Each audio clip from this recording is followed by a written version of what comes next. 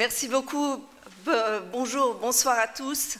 Et bravo, félicitations. Les sujets qu'on vient d'entendre, les rapports, je n'ai pas pu suivre tous les débats qui se sont déroulés dans l'OMM et au Biotech ces 3 derniers jours, mais vos idées sont brillantes. Elles sont vraiment brillantes et je vous félicite et un grand bravo. Toutes ces idées, vous avez pu le remarquer, elles se sont exprimées avec des mots. Et les mots sont quelque chose de très très important. Moi, je suis directrice de la communication ici à l'OMM et tous les jours, nous devons faire très très attention aux mots que nous utilisons. Pourquoi? Parce que, évidemment, on travaille sur un terrain, le changement climatique, qui est parfois discuté.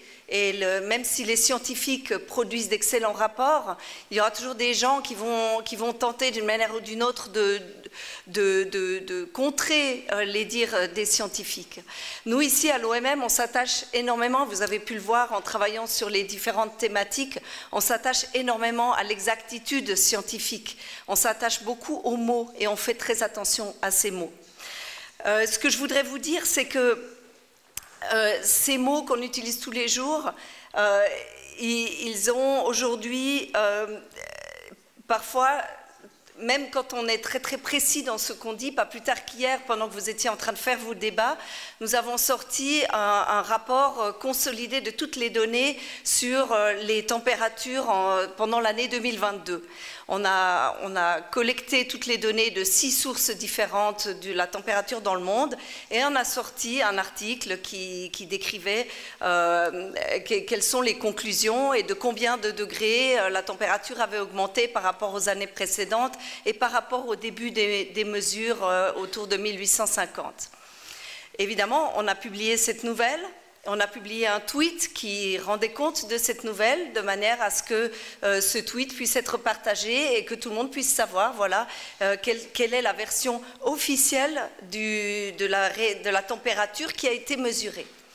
Bien, pendant que vous travaillez ici et débattiez sur les solutions, ce tweet, il est passé par, évidemment, un grand nombre de personnes. On a à peu près 100 000 followers sur Twitter.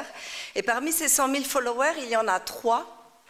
Et ces 3-là ont décidé de remettre en question ces chiffres-là. Et ils les ont remis en question en simplement faisant un commentaire du type de toute manière, vous avez que 150 ans de recul alors que la Terre existe depuis plusieurs millions d'années. Et malheureusement, ces 3 followers-là ont, eux, chacun d'entre eux, à peu près 100 000 followers eux-mêmes.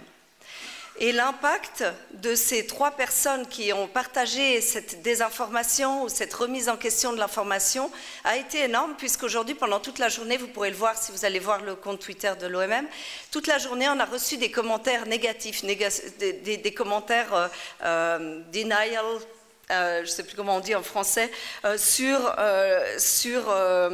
ces chiffres qui pourtant ont été confirmés par des experts de 6 organisations extrêmement bien installées et extrêmement sûres. Donc voilà, un message que je voudrais vous faire passer. Tout d'abord, c'est faites toujours attention aux mots, faites attention aux chiffres. Et si vous voulez pouvoir faire attention aux chiffres, c'est très important aussi que vous vous formiez.